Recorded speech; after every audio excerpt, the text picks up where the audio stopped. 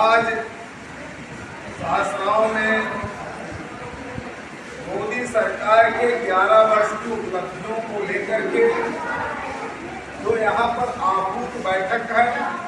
इस बैठक में कार्यक्रम के मुख्य वक्ता हम लोगों के संरक्षक बड़े भाई भारतीय जनता पार्टी के पूर्व जिला अध्यक्ष श्री सुशील सिंह जी, इस मंडल के मंडल अध्यक्ष मनोज पाठक जी,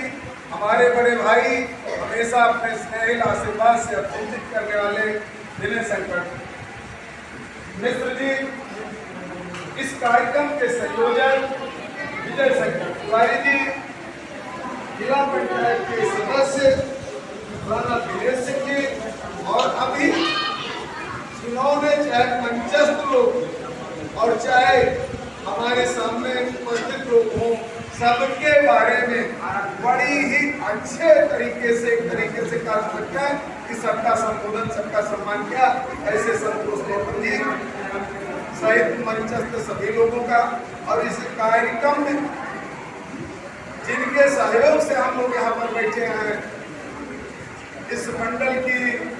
मंडल अध्यक्षा महिला मोर्चा किरण वर्मा जी, आप सभी को तो मैं नमन फलकर अभिनंदन करता ही हूँ, लेकिन भारतीय जनता पार्टी अपने सभी कार्यकर्ताओं और पदाधिकारियों को विरोधुल्य मानती है, तो ऐसे विरोधुल्य कार्यकर्ता हम कांग्रेस के 50-60 वर्षों के कार्यकाल के सापेक्ष 11 वर्ष में मोदी सरकार की क्या उपलब्धियां रही, ये जनता को जानना समझना होगा, क्योंकि इसको अगर हम नहीं जानते तो विपक्षियों के गुमराह करने में हम आ जाते हैं। और अभी बीते लोकसभा में हमने देखा कि हमने भी अपने यहाँ परिवर्तन की आंधी सांसद को ही बदल दिया, और सांसद को लेकर के जब मैं क्षेत्र में जाता था तो एक चर्चा आती थी, हमारे यहाँ 11 सांसद आए नहीं, भागवत भी आए नहीं, क्या वर्तमान सांसद पहुँच रहे हैं, क्या वर्तमान सांसद कोई घटना घटित हो रही वहाँ पहुँच रहे हैं। और सबसे बड़ी चीज, हमारा सांसद हो सकता है भारतीय जनता पार्टी का विधायक हो सकता है कि उसमें कुछ कमियां हो, लेकिन उसके द्वारा जो सृजित इस देश और प्रदेश की योगी और मोदी जी के नेतृत्व में सरकार है, उसके फायदों की आप तुलना करेंगे तो आपको लगेगा कि नहीं, भारतीय जनता पार्टी का प्रत्याशी कैसा भी हो उसे जिता करके हमको मोदी और योगी जी के नेतृत्व में देश और प्रदेश में मजबूत सरकार का गठन करने में अपना योगदान देना चाहिए। क्योंकि इसके पूर्व जब कांग्रेस की सरकार थी, यूपीए गठबंधन की सरकार थी, हमारे देश में मनमोहन जी के नेतृत्व और हमारे प्रदेश में अखिलेश जी की सरकार थी, यहाँ पर भी समाजवादी पार्टी या विपक्षी दलों के ही सांसद विधायक हुआ। तो हम ही लोग विपक्ष में बैठ करके कभी कभी चर्चा आती है कि सिलेंडर को लेकर स्मृति ईरानी आंदोलन करती है। मुझे याद है आज जिला अध्यक्ष आपका आंदोलन ऐसे से चला था, चाहे वो सिलेंडर रहा हो चाहे महंगाई रहा हो, कार्यकर्ताओं को लेकर के सरकार के नाक में हित के मुद्दों को लेकर के पानी भरने का काम भारतीय जनता पार्टी क्या करती थी। लेकिन आज सिर्फ सरकार को पूछने के अलावा विपक्ष के पास कोई न नीति है, न नियत है, न उनके पास कोई बताने के लिए अपना कार्य है कि उन्होंने क्या किया था। और भारतीय जनता पार्टी अंतरिक्ष से लेकर के जमीन तक की सरकार में परिवर्तन हुआ। अगर हम धर्म क्षेत्र में जाते हैं तो कहीं दूर जाने की जरूरत नहीं है। 500 वर्षों से जो कोट हिंदू जनमानस का सपना था कि हमारे राम लला का मंदिर बने,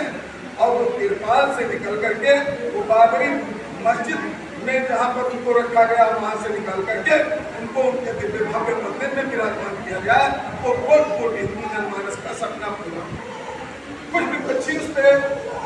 एक प्रतिक्रिया व्यक्त करते हुए कहते हैं कि मंदिर से पेट नहीं भरता, मंदिर बनने से क्या हुआ, उनको भी आपके जरिए जवाब दिया जाना चाहिए। उस मंदिर बनने के बाद आप दिल्ली और मुंबई में जो लोग गाड़ी चला करके रोजगार करते थे, जो माला बेचने का काम करते थे,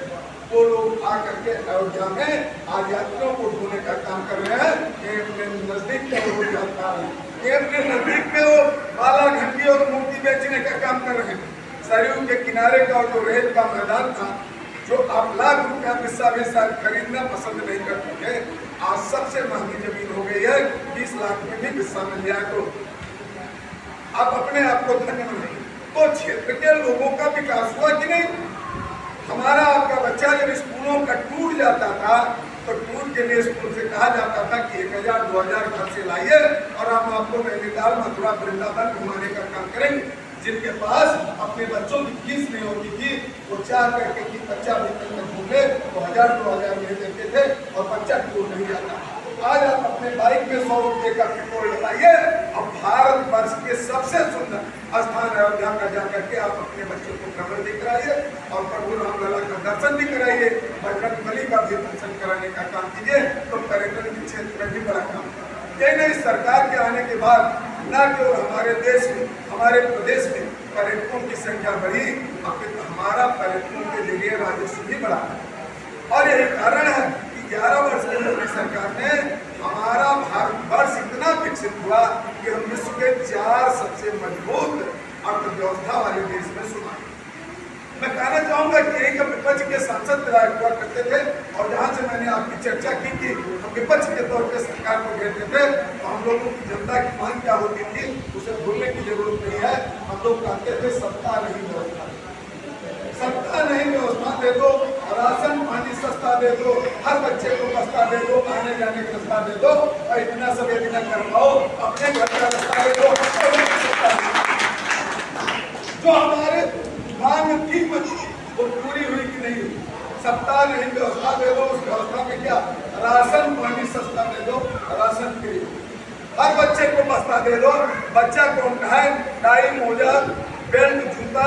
और ड्रेस सब कुछ फ्री हो गया और वो भी आपके हाथ में आ गया। कहीं ये नहीं कहना कि जैसे ठेकेदार, दुकानदार या अध्यापक उसमें कहीं कमीशन करते हैं सिर्फ आपके खाते में आने जाने का रास्ता देखो। जैसा हाईवे हमारा नहीं हुआ करता था उससे बेहतर हमारी गांव की सड़कें हुई, आने जाने का रास्ते का भी सुधार